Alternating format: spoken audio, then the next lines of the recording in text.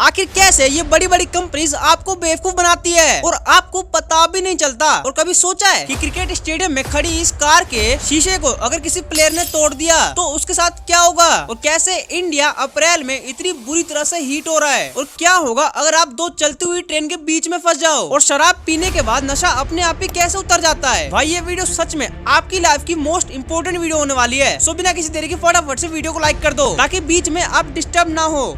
Number 1, stadium में खड़ी इस कार को देखकर आपने भी कभी न कभी तो सोचा ही होगा कि अगर किसी प्लेयर ने इस कार के शीशों को तोड़ दिया या इस कार पर हिट कर दिया तो उस प्लेयर के साथ क्या होता है। तो देखो, इस काम को 2024 के WPL में किया गया था, जहां पर RCB वर्सेस यूपी वॉरियर के बीच मैच था, और इसी मैच के दौरान दीप्ति शर्मा की बॉल पर एलिस पेरी ने शानदार सिक्स मारा और वो बॉल सीधा टाटा पंच EV पर जाकर लगी, जिससे उस कार का ग्लास टूट गया। और इसे देखकर एलिस पेरी भी एक बार तो हैरान हो गई थी, और इसके बाद टाटा ने एलिस पेरी की फेनोमेनल परफॉर्मेंस के लिए वो गिलास उन्हें फ्रेम करवा के गिफ्ट दिया और उन्हें एप्रिसिएशन भी किया गया। और ये कोई पहली बार नहीं था, ऐसे पहले भी कई बार कार पर बॉल हिट हुई थी, लेकिन एलिस पेरी सिर्फ अकेली वुमेन है जिसने सिर्फ हिट ही नहीं बल्कि इसके शीशे को ही तोड़ दिया। और यहाँ पर एक अमेजिंग चीज बताऊं, जब भी कोई बॉल कार पर हिट करती है तो टाटा कंपनी हर हिट पर गरीबों में 5 लाख रुपए डोनेट कर देती है।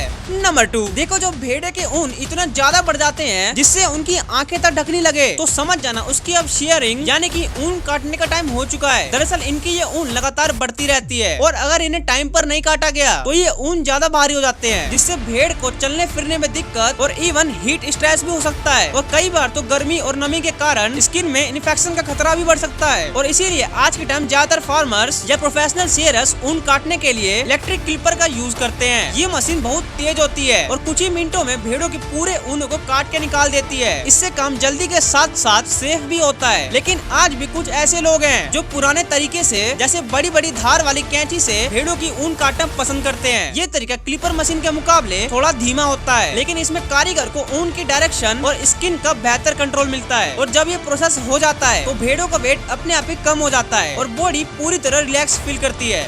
नंबर 3, क्या आपने कभी सोचा है कि वाइन पीने के बाद नशा अपने आप ही कैसे उतर जाता है। तो देखो, इसके पीछे मेनली वैसे कई सारे रीजंस है, लेकिन यहाँ पर सबसे बड़ा रोल होता है लीवर का। बॉडी में अल्कोहल को तोड़ने का सारा काम लीवर ही करता है, और लीवर के एंजाइम जैसे ADH एंड ALDH ये अल्कोहल को पहले टॉक्सिक केमिकल और फिर बाद में हार्मलेस सब्सटेंस में कन्वर्ट कर देते हैं। सेकंड रीजन, बॉडी में जो अल्कोहल होता है वो एक फिक्स्ड स्पीड से ब्रेक डाउन होता है, फिर चाहे आपने ज्यादा ड्रिंक किया हो या फिर कम, नशा आपकी बॉडी से एक ही स्पीड से उतरेगा। थर्ड रीजन, BAC का ड्रॉप होना यानी कि ब्लड अल्कोहल लेवल का गिरना। देखो, जब लीवर अल्कोहल को तोड़ रहा होता है तो उस टाइम ब्लड में अल्कोहल की क्वांटिटी धीरे धीरे कम होने लग जाती है, जिससे BAC लेवल अपने आप ही धीरे धीरे नीचे गिरने लग जाता है और आपका नशा भी ऑटोमेटिकली 5 से 8 घंटे के अंदर गिर जाता है। और एक साइंटिफिक रिसर्च में देखा गया है कि अल्कोहल ब्रेन सिग्नल को स्लो कर देता है, जिससे उस टाइम पर आपको पता ही नहीं होता कि आप वहाँ पर क्या कर रहे हो। आपको बस अंदर से अच्छा फील हो रहा होता है, क्योंकि आपका ब्रेन उस टाइम डोपामिन नाम का एक हार्मोन रिलीज कर रहा होता है। ये हार्मोन आपको बेसिकली अच्छा फील करवाता है, लेकिन फिर जैसे जैसे अल्कोहल आपकी बॉडी से उतरने लग जाता है तो ब्रेन नॉर्मल फंक्शंस में वापस आ जाता है, और आखिरी में जब नशा आपकी बॉडी से पूरी तरह से उतर जाता है तो आपको हेडेक और थोड़ा वीकनेस भी फील होता है। और क्योंकि अल्कोहल आपकी बॉडी से सारे वाटर को एब्जॉर्ब कर लेता है और इसीलिए आपको डिहाइड्रेशन भी बहुत ज्यादा होता है। तो ये था पूरा प्रोसेस कि नशा कैसे उतर जाता है आपकी बॉडी से।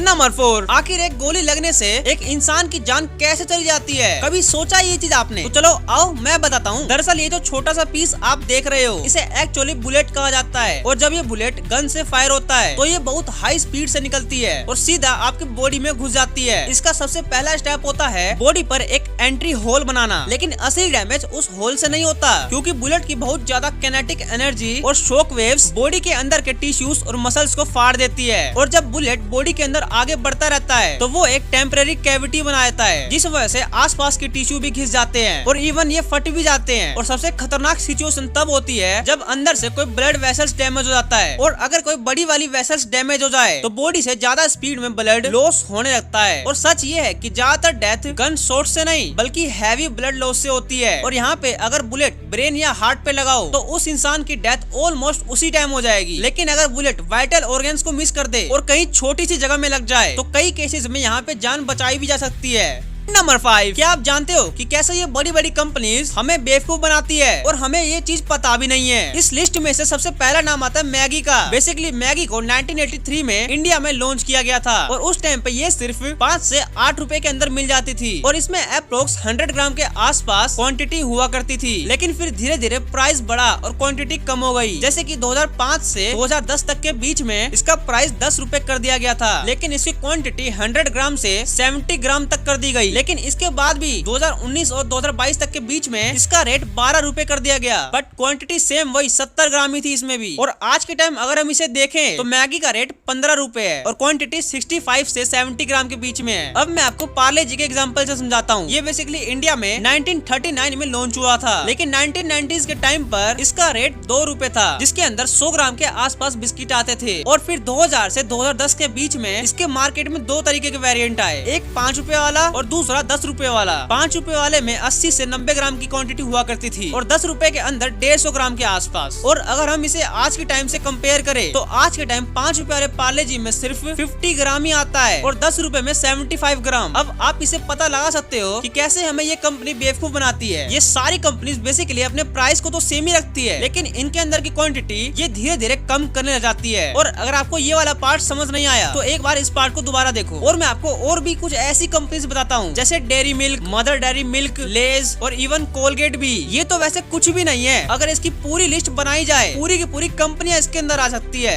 नंबर 6, कभी सोचा है कि हम ह्यूमंस घोड़ों की तो सवारी कर लेते हैं, लेकिन आखिर ज़ेब्रास की राइड क्यों नहीं की जाती? वेल, इसके पीछे 3 बड़े रीजंस है। सबसे पहले बिहेवियर एंड नेचर। ज़ेब्रास का नेचर काफी एग्रेसिव और अनप्रेडिक्टेबल टाइप का होता है और हॉर्सेस को हजारों सालों से ह्यूमंस ने डोमेस्टिकेट किया है, लेकिन ज़ेब्रास कभी भी डोमेस्टिकेट हुए ही नहीं है। डोमेस्टिकेशन का मतलब होता है पालना, और क्योंकि ज़ेब्रा जल्दी गुस्से हो जाते हैं, बाइट करते हैं, किक भी मार देते हैं और इवन बिना वार्निंग के रिएक्ट भी नहीं करते। Second reason body structure and strength issue. Zebras का बॉडी स्ट्रक्चर घोड़ों जैसा स्ट्रॉन्ग और राइड फ्रेंडली नहीं होता। उनकी पीठ कंपैरेटिवली वीक होती है और वो हैवी वेट को कंसिस्टेंटली कैरी भी नहीं कर पाते। और रही बात हॉर्सेस की, तो हॉर्सेस स्पेशली ब्रेड होते हैं। राइडिंग और लोडिंग के लिए उनका साइज, मसल स्ट्रक्चर और स्टेमिना उसके अकॉर्डिंग ही डेवलप किया गया है। लेकिन ज़ेब्रास का इवोल्यूशन सिर्फ रनिंग और सर्वाइवल्स के लिए हुआ है, ना कि वेट उठाने के लिए। And third reason domestication history. यहाँ पर हिस्ट्री भी बहुत मैटर करती है। हॉर्सेस को थाउजेंड्स ऑफ ईयर से ह्यूमंस ने सिलेक्टिवली ब्रीड किया है, काम, बिहेवियर और ओबीडियंस के लिए। और रही बात ज़ेब्रास की, तो उनके साथ ये चीज कभी सक्सेसफुल हुई नहीं। एक और यहाँ पर रीजन ये भी है कि ज़ेब्रास हमेशा ग्रुप्स में ही रहना पसंद करते हैं और उनकी एक स्ट्रॉन्ग हर्ड मेंटेलिटी होती है, जिसे हम ह्यूमंस के लिए कंट्रोल करना डिस्पॉसिबल है।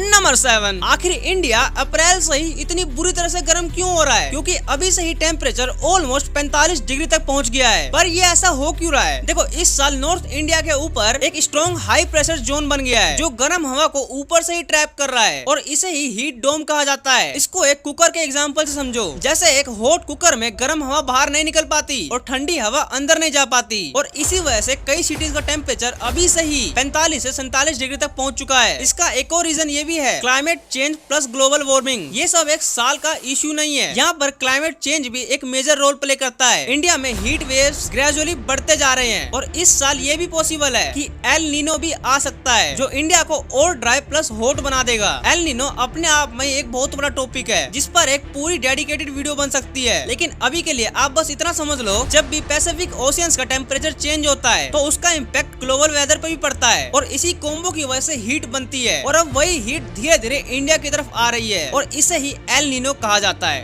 नंबर 8, क्या होगा अगर इस दुनिया का सारा पानी अचानक से गायब हो जाए? तो देखो, केवल हम इंसान ही हर दिन बिलियंस ऑफ वाटर यूज कर लेते हैं। अब अचानक से किसी दिन ये सारा पानी गायब हो जाए तो इसकी तबाही आपकी सोच से कई गुना ज्यादा होगी। सबसे पहले तो जो डीप सी क्रिएचर्स है, जिनको अभी तक हम पूरा डिस्कवर भी नहीं कर पाए हैं, वो एक ही दिन में सारे डिस्कवर हो जाएंगे। लेकिन फिर ये सारे खत्म भी हो जाएंगे और अचानक से नेचर का कंट्रोल सिस्टम चेंज हो जाएगा, जिसकी वजह से दिन में बहुत ज्यादा गर्मी रहेगी और रात को कई ज्यादा ठंड। और अब सारे ही पेड़ पौधे बिना पानी के सूख जाएंगे और जब ना ही पानी है और ना ही पेड़, तो अब जानवर भी धीरे धीरे डाई होने लग जाएंगे। और जब ना पेड़ पौधे रहेंगे और ना ही ये एनिमल्स, तो हम इंसानों के लिए फूड रिसोर्सेज अपने आप ही बंद हो जाएंगे। लेकिन असली मजा तो अब आएगा, क्योंकि जैसे ही अंडरग्राउंड का सारा वाटर गायब हो जाएगा तो अर्थ पर कई सारे अर्थक्वेक आना शुरू हो जाएंगे, जिससे कि तबाही चारों तरफ तरफ फैल जाएगी। अब इससे आप पता लगा सकते हो कि वाटर हमारे डेली लाइफ में कितना इंपॉर्टेंट चीज है। नंबर 9, सोचो एक बार आप एक रेलवे ट्रैक पर खड़े हो और आपके दोनों तरफ अचानक से 2 ट्रेन अपोजिट डायरेक्शन में आ जाए, तो उस टाइम पर आप क्या करोगे? देखो, अगर 2 ट्रेन जब भी अपोजिट डायरेक्शन में चल रही हो तो वहाँ पर एक फिजिक्स का लॉ काम करता है। लेट्स सपोज कि एक ट्रेन की स्पीड है 80 किलोमीटर पर आवर और दूसरी ट्रेन की स्पीड भी 80 किलोमीटर ही है। और अब इस सिचुएशन में इन दोनों ही ट्रेन के बीच की relatively speed 160 kilometre per hour तक की हो जाएगी। और इतनी तेज एयर फ्लो की वजह से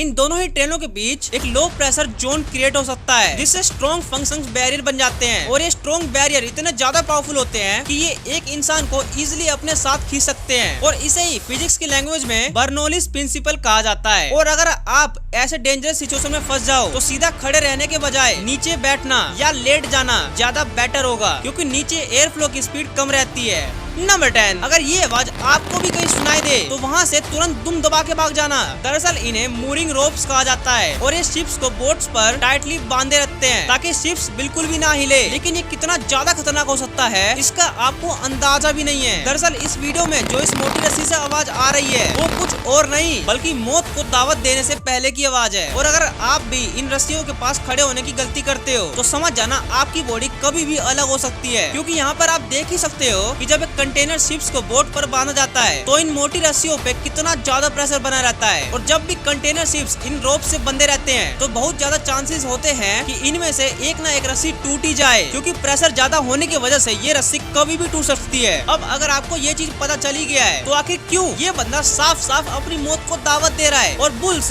लाल कर्स पे अटैक क्यों करते हैं और आखिर इस लेक का पानी पिंक कलर का क्यों है, तो ज्यादा सोचने की जरूरत नहीं है, फटाफट से इस वाली वीडियो पे क्लिक करो। बाकी इस वीडियो को लाइक करके चैनल को सब्सक्राइब करना मत भूलना। सो या मैं मिलता हूँ आपसे उसी वाली वीडियो में। सो तब तक के लिए बाय।